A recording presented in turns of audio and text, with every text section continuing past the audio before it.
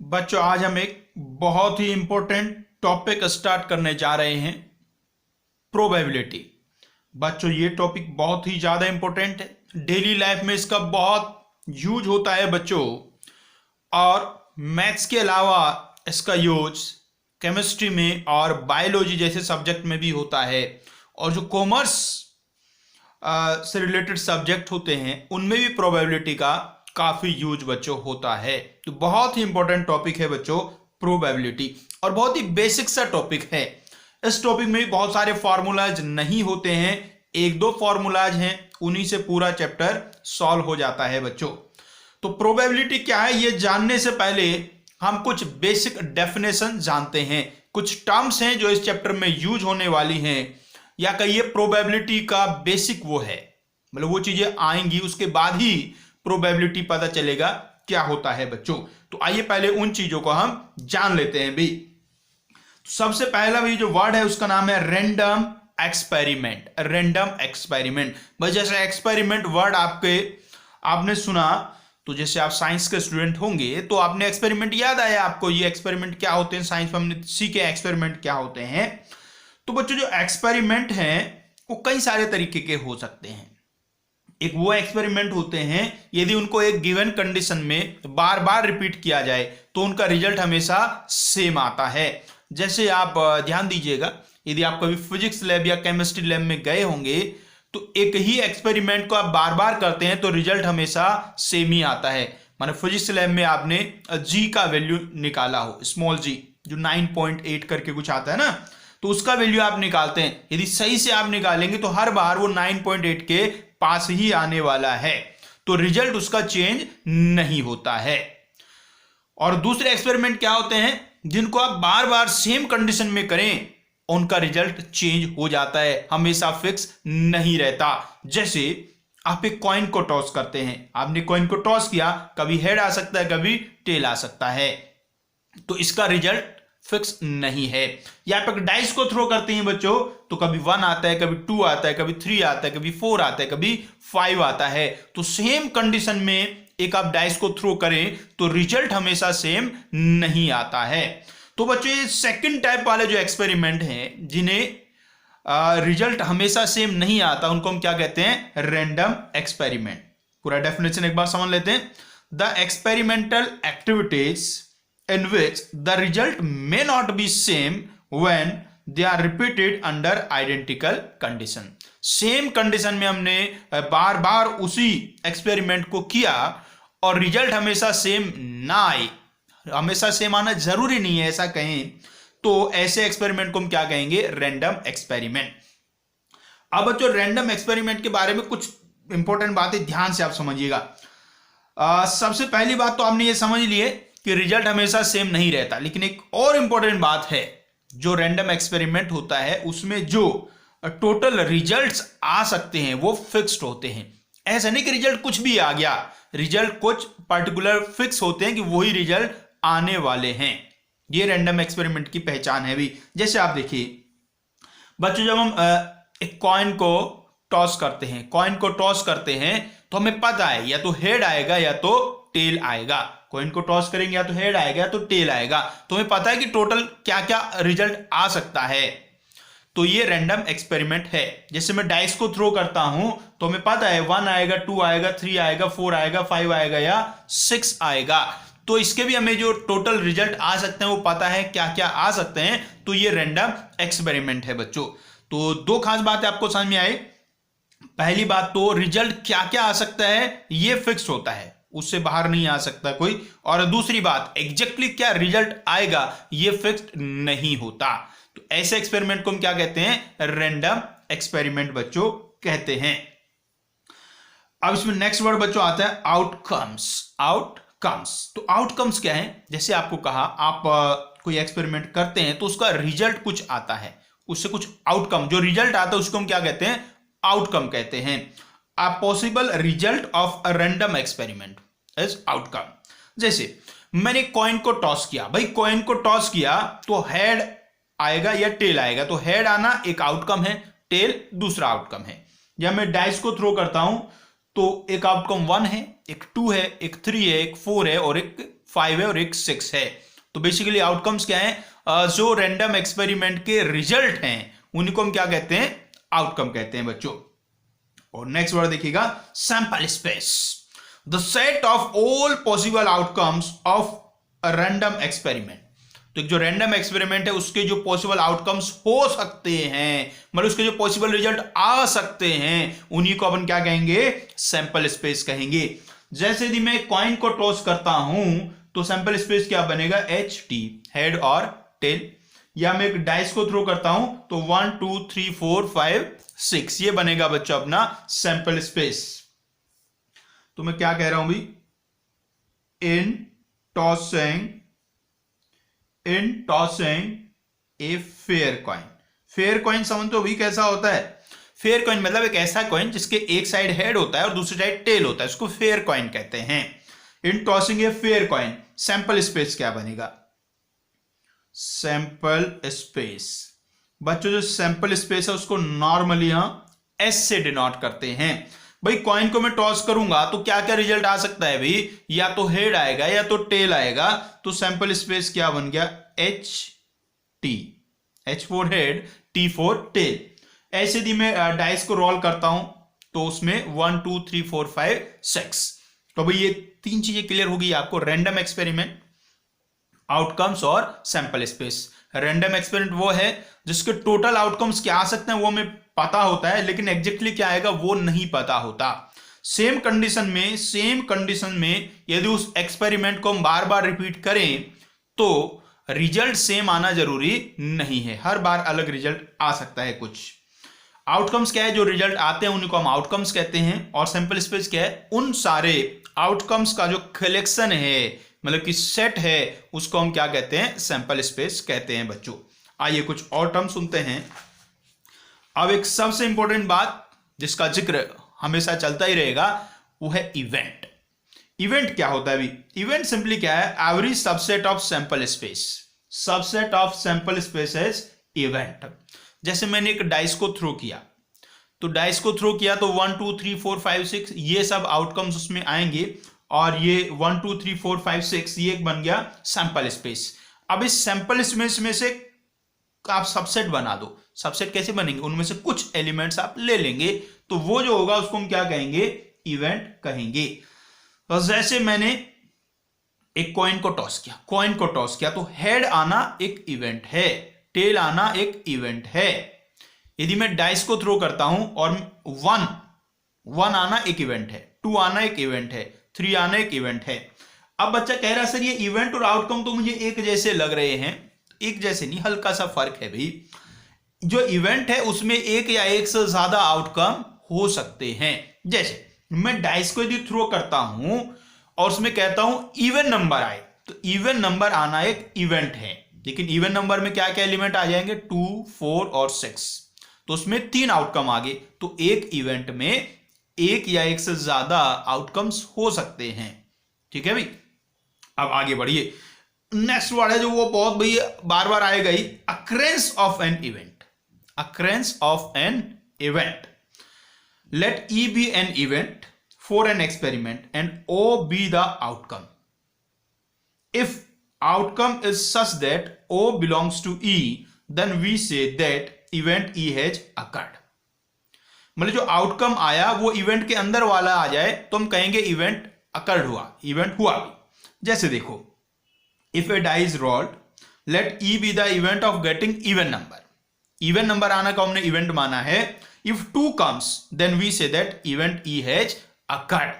हमने कहा था भाई इवन नंबर, इवेंट क्या है, इवन नंबर है, इवन नंबर आने को हमने इवेंट माना है, और 2 आ गया तो भाई इवन नंबर तो आ गया ना, तो हम क्या हुआ, इसका मतलब इवेंट हुआ, E has occurred.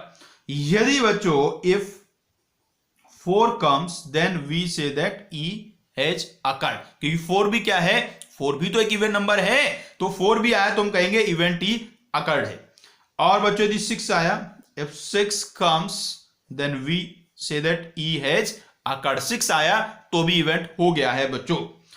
तो इवेंट था इवन नंबर आना, तो इवन नंबर में से कोई भी आ जाए, 2 आ जाए, 4 आ जाए, 6 आए, तो हम कहेंगे इवेंट हो गया है। अब यदि मान लो 1 आ जाता तो हम कहते इवेंट नहीं हुआ। बात क्लियर हुई भी? तो ऐसा कोई आउटकम आ जाए जो इवेंट में है तो हम उसको क्या कहेंगे कि इवेंट अकर्ड हुआ। आइए और अब कुछ बातें सुनते हैं जी।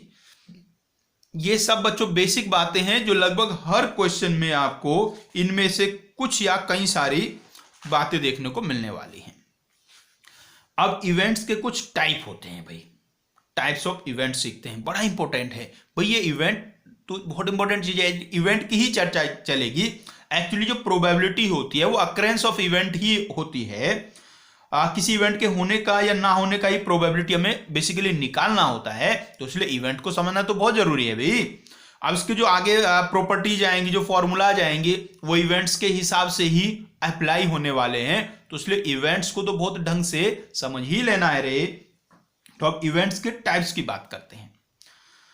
सिंपल और एलिमेंट्री इवेंट, बहुत ही बेसिक सी बातें हैं बच्चों ये। सिंपल इवेंट का मतलब क्या है? एक ऐसा इवेंट जिसमें एक ही आउटकम हो, तो उसे हम कहते हैं सिंपल इवेंट।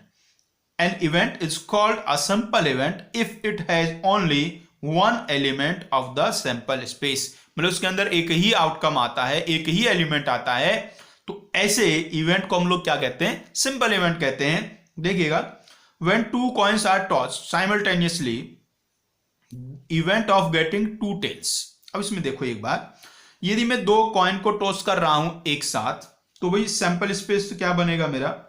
सैंपल स्पेस बनेगा एच एच। भाई दो कॉइन को टॉस किया ना, पहले पे हेड आया दूसरे पे हेड आया, या एच टी, पहले पे हेड आया दूसरे पे टेल आया, या टी एच, पहले पे टेल आया दूसरे पे हेड आया, और यह टी टी। ये बना बच्चों सैंपल स्पेस। अब इवेंट क्या क्या आ गया? Event of getting two tails, दो टेल आने चाहिए। भाई दो टेल आने वाला, तो इसमें एक ही आउटकम है ये वाला टी टी। तो इसमें देखो कितने एलिमेंट आए बच्चों? एक ही एलिमेंट आया है। अरे भाई एक ही एलिमेंट आया, इसका मतलब ये क्या है? ये सिंपल और एलिमेंट्री इवेंट है। यदि मैं कोई दूसरा इवेंट लेता हूं, event of getting two heads, event of getting two heads, तो इसमें देखो इसमें भी एक ही आउटकम आ रहा है एच एच, तो इसलिए ये भी क्या है? सिंपल और एलिमेंट्री इवेंट है। अब भाई बच्चों यदि मैं ये कहता event of getting one head and one tail, one head and one tail, एक हेड आए और एक टेल आए। अब देखो इसमें कितने इवेंट आउटकम्स हैं? दो हैं, एच टी हो सकता है और टी एच हो सकता है, एच टी और टी एच। अब इसमें देखो रे बच्चों, इसमें कितने आउटकम्स है? इसमें दो आउटकम्स हैं, तो दो आउटकम्स है, तो ये सिंपल इवेंट नहीं है, ये सिंपल इवेंट नहीं है बच्चों। क्लियर बात हो? जो सिंपल इवेंट समझ में आ गया बच्चों? ऐसा इवेंट जिसमें सिर्फ एक ही आउटकम आए, एक ही एलिमेंट आए, उसको हम लोग कहेंगे सिंपल और एलिमेंट्री इवेंट बच्चों। अब बच्चों नेक्स्ट इवेंट, सिंपल के बाद कंपाउंड इवेंट। कंपाउंड इवेंट बिल्कुल पहले वाले से थोड़ा सा अलग है भाई। जिसमें एक आते हैं उसको सिंपल कहते हैं, और इसमें एक या एक मतलब एक से ज्यादा आ जाएं उसको हम क्या कहेंगे? कंपाउंड इवेंट कहेंगे। An event is called a compound event if it has more than one element of sample space when a die is thrown, event of getting even number. भाई डाइस में क्या आता है? 1 से लेके 6 तक नंबर आते हैं। अब आपको कहा कि इवन नंबर आना चाहिए, तो भाई इवन नंबर क्या क्या होते हैं? 2, 4 और 6, 2, 4 और 6।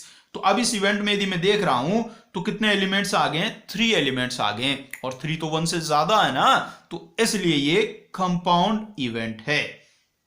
या इसमें मैंने कहा होता event of getting odd number, event of getting odd number, तो यहां आते हैं 1, 3, 5।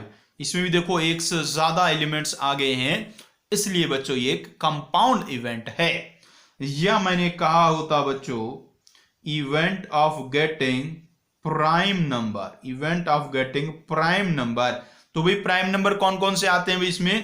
इसमें आता है 2, 3, 5, ये बच्चों प्राइम नंबर्स आते हैं। अरे भाई डाइस की बात कर रहे हैं ना, तो 1 से लेके 6 तक ही नंबर देखने हैं, उससे आगे नहीं जाना है, तो उसमें प्राइम नंबर 2, 3 और 5 बच्चों होते हैं। यहां भी आप देखो एक से ज्यादा एलिमेंट्स इसमें आ गए हैं, इसलिए ये कैसा है?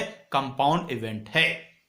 तो भाई एक एलिमेंट आए तो सिंपल इवेंट, एक से ज्यादा आए तो कंपाउंड इवेंट।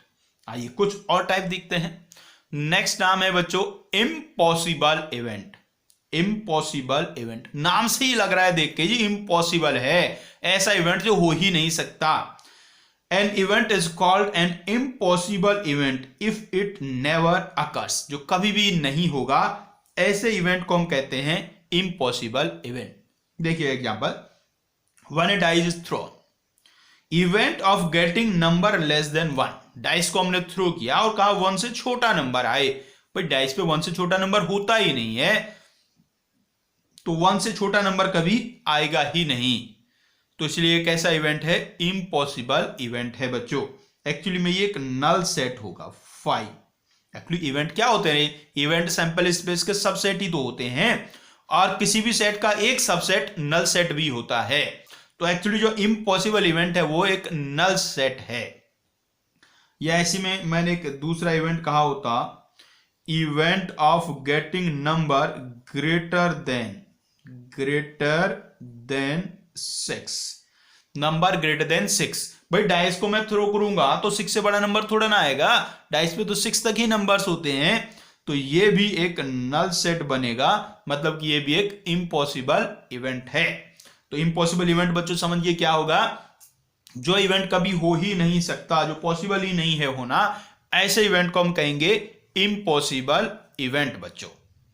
आइए आगे बढ़ते हैं, एक और नाम सुनते हैं भाई। नेक्स्ट नाम है जी इम्पॉसिबल का बिल्कुल उल्टा नाम, श्योर इवेंट।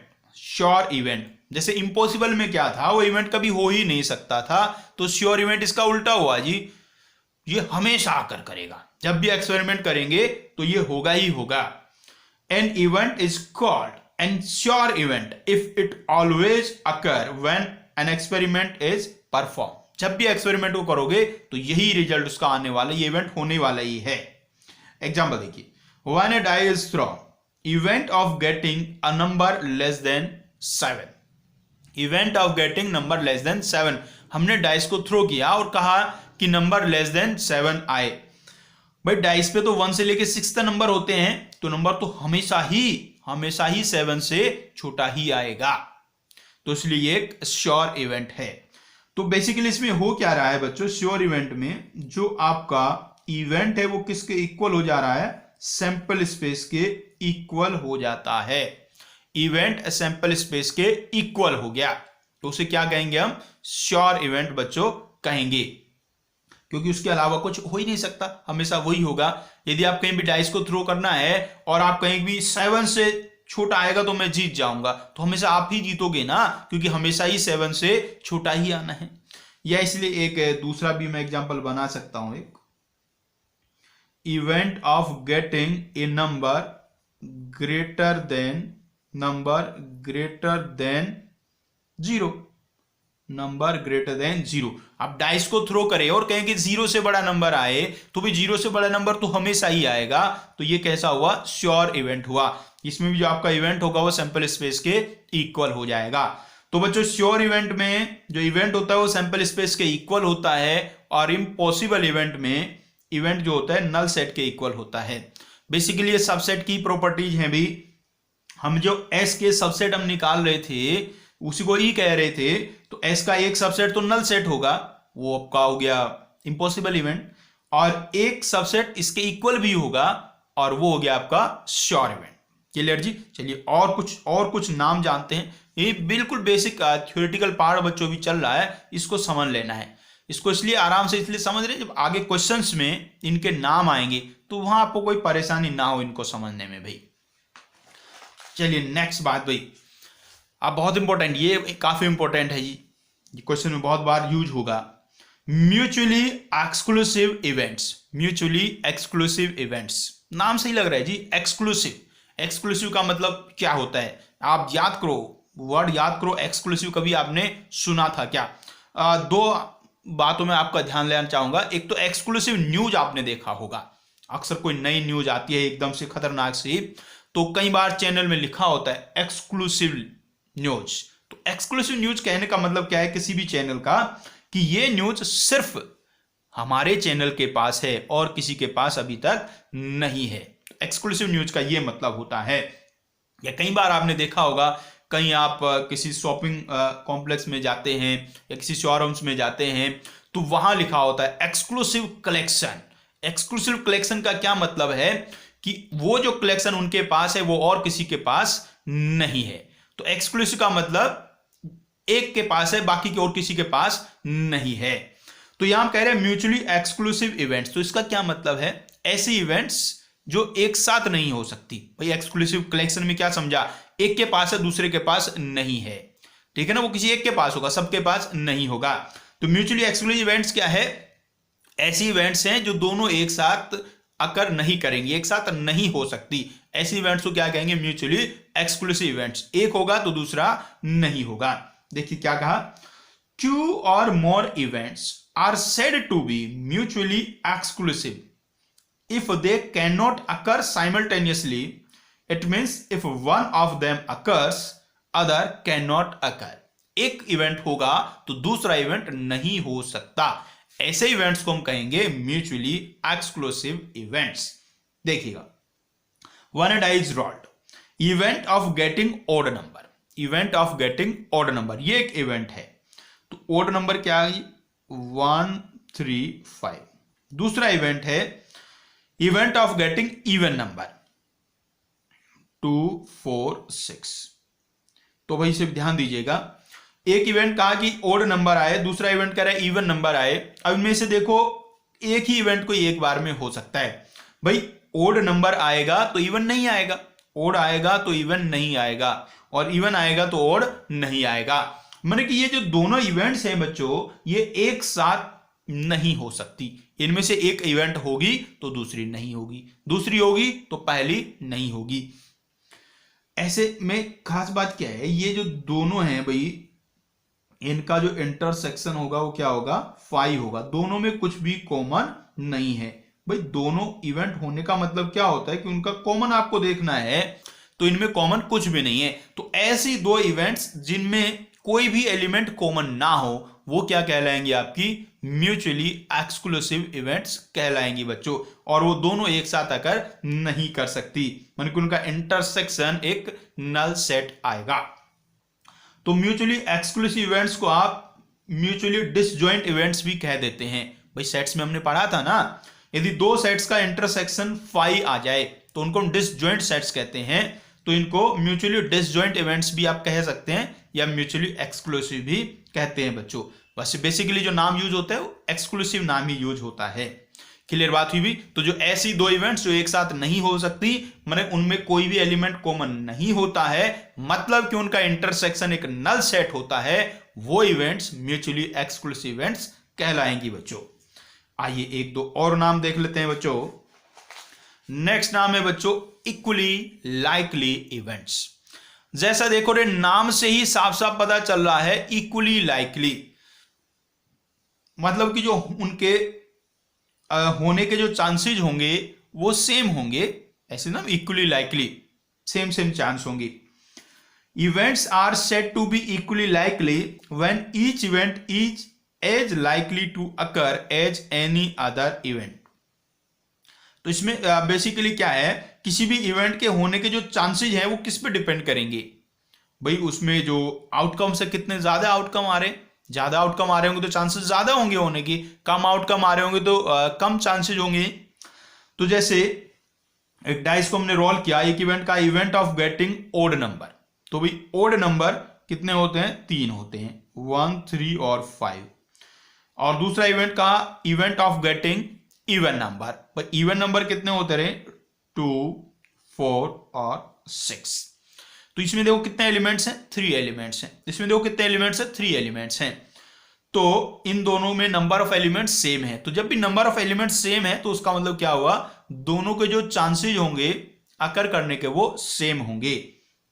तो बेसिकली मैंने क्या सीख लिया यहां से कि यदि नंबर ऑफ एलिमेंट्स सेम होते हैं दो इवेंट्स में तो उनको कैसे कहेंगे? Equally likely. हाँ, ध्यान देने वाली बात है, ये जो भी हम बातें सब कर रहे हैं ना, म्यूचुअली एक्सक्लूसिव कहीं हो, इक्वली लाइकली कहीं हो, ये सब जो इवेंट्स हैं क्या होनी चाहिए, एक ही सैंपल स्पेस में होनी चाहिए। मैंने आपने कोई एक एक्सपेरिमेंट किया, उसी के अंदर ये सारा काम चल रहा है।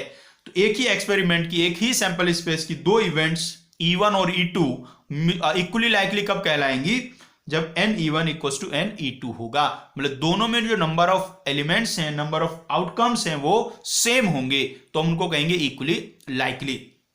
जैसे कि मैं एक इवेंट और लिख देता, E3 event of getting prime number, event of getting prime number. भाई प्राइम नंबर कौन कौन से आते हैं, 2, 3 और 5, 2, 3, 5। इसमें भी देखो कितने आउटकम आए हैं, इसमें भी 3 आउटकम्स आए हैं बच्चों, इसमें भी 3 आउटकम्स आए हैं। इसका मतलब E1, E2 और E3 तीनों इक्वली लाइकली हैं। तो ऐसे इवेंट जिनमें भी सेम नंबर ऑफ आउटकम्स आएंगे उनको हम क्या कहेंगे, इक्वली लाइकली कहेंगे बच्चों। आइए और देखते हैं ना, नेक्स्ट नाम भी, ये भी इंपॉर्टेंट नाम है, एग्जॉस्टिव इवेंट्स। एग्जॉस्टिव इवेंट्स कैसी इवेंट्स बच्चों, 2 or more events are said to be exhaustive if their union is the sample space and at least one of them must necessarily occurs whenever the experiment is performed। भाई जैसे पिछले में हमने क्या देखा था, एक्सक्लूसिव में उनका इंटरसेक्शन की बात चल रही थी, यहां उनकी बात चल रही है यूनियन की। यदि जो इवेंट्स हैं उन सबको मिला लिया जाए, एक साथ मिलाने का मतलब यूनियन कर लिया जाए और वो पूरे सैंपल स्पेस के इक्वल आ जाए, तो हम कहेंगे कि इवेंट्स कैसी हैं, एग्जॉस्टिव इवेंट्स हैं बच्चों। जैसे एग्जांपल में आप देखिए, when a die is rolled, event E1 is event of getting odd number, event of getting odd number 1, 3, 5 and event E2 event of getting even number, it's 2, 4 and 6। अब यदि मैं दोनों का यूनियन कर देता हूं बच्चों, यूनियन कर देता हूं, तो E1 यूनियन E2 क्या बन जाएगा भाई, 1, 2, 3, 4, 5, 6। ये बच्चों बन गया इनका यूनियन, और देखिएगा ये सैंपल स्पेस के इक्वल आ गया है। भाई डाइस को आप थ्रो करते हैं, यही सब तो आते हैं ना। तो E1 union E2 sample space के इक्वल आ गया है, इसका मतलब ये दोनों इवेंट्स कैसी हैं, एग्जॉस्टिव इवेंट्स हैं। अब बच्चों यदि इनका यूनियन सैंपल स्पेस के इक्वल आ गया है, तो इसका ये मतलब तो है कि इनमें से कोई कम से कम एक तो जरूर होगी ही होगी। भाई या तो ऑड नंबर आएगा या तो इवन नंबर आएगा, इससे अलग तो कुछ आ ही नहीं सकता। तो इन दोनों में से एक ना एक इवेंट तो होगी ही, यही सेकंड बात में उसमें लिखा था भाई। ऐसी और भी आप बना सकते हैं कई सारी इवेंट्स, बस सिंपल बेसिक क्या है, यदि उनका यूनियन बच्चों किसके इक्वल आ जाए, सैंपल स्पेस के इक्वल आ जाए, तो हम कहेंगे वो एग्जॉस्टिव इवेंट्स हैं। इसमें इवेंट 2 भी हो सकते हैं, 2 से ज्यादा भी हो सकती हैं बच्चों।